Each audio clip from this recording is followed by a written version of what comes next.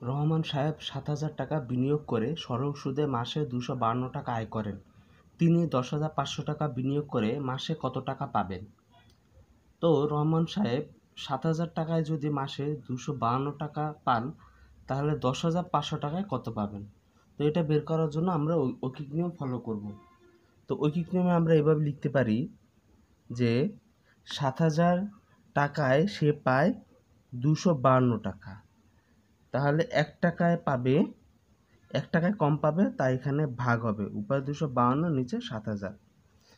তারপর হচ্ছে ১০,৫০০ টাকায় কত?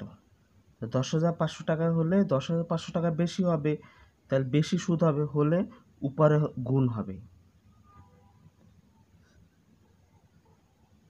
এখন যদি আমরা কাটাকাটি করি, তাহলে ০ এখানে কাটলাম, তারপরে ৫ দিয়ে যদি আমরা এখানে কাটি, তাহলে ৫ × ১৪ = ৭০, আর এখানে ৫ × ২১ = ১০৫। আবার যদি আমরা ৭ দিয়ে কাটি, তাহলে ৭ × ২ = ১৪, ৩ × ৭ = ২১। এখন এই ২৫২কে ২ দিয়ে কাটলে আমরা পাবো ১২৬। তো এখন ১২৬ আর ৩ থাকে, তো ১২৬ আর ৩ গুণ করলে হবে ৩৭৮ টাকা, ৭৮।